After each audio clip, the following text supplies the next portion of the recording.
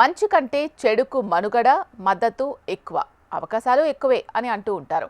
తాజాగా అంతర్జాతీయంగా జరిగిన ఒక ఘటన పై వాక్యాన్ని మరింత బలపరుస్తుంది. ఉగ్రవాదులను పెంచి పోషిస్తూ వారికి దత్త తండ్రిగా ఉంటూ వారిని భారత్ పైకి ఉసిగొల్పుతూ రాక్షస ఆనందాన్ని పొందుతున్న పాకిస్తాన్కు తాజాగా గుడ్ న్యూస్ చెప్పింది IMF. అవును, ఆర్థిక పరిస్థితి మొత్తం చిన్నాభిన్నమై అన్ని రకాలుగా కష్టాల్లో కూరుకుపోయిన పాకిస్తాన్కు చుక్కాని దొరికింది.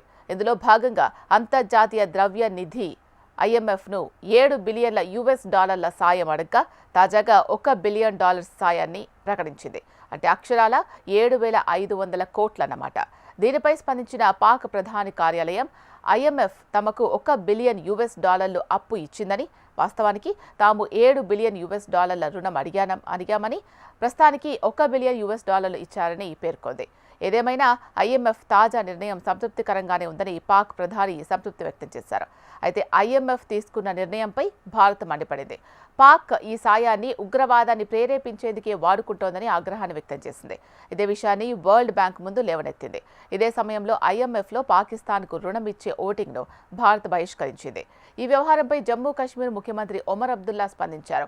ఈ సందర్భంగా అంతర్జాతీయ ద్రవ్య నిధి IMF పాకిస్తాన్కు $1 బిలియన్ రుణాన్ని ఆమోదించడం అనేది అనేక ప్రాంతాలను నాశనం చేయడానికి ఆ దేశం ఉపయోగిస్తున్న ఆయుధాలకు రియంబర్స్మెంట్ అని అన్నారు. ఇదే సమయంలో పలు కీలక వ్యాఖ్యలు కూడా చేశారు.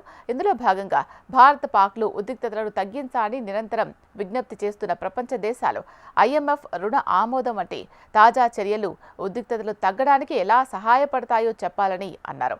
పెరుగుతున్న అప్పుల భారం మధ్య నాశనమైన ఆర్థిక వ్యవస్థను తిరిగి గాడిన పెట్టుకోవడానికి పాక్కు ఈ రుణం ఒక జీవనాడి లాంటిది అంటున్నారు. కాగా IMFలో ఉన్న Canada, France, Germany, Italy, Japan, UK, USA దేశాల్లో మెజార్టీ దేశాలు భారత్ పాక్ల మధ్య ఉద్రిక్తతలు త్వరగా చల్లబడాలని కోరుకుంటున్నట్లు ప్రకటనలు ఇస్తున్న సంగతి తెలిసిందే.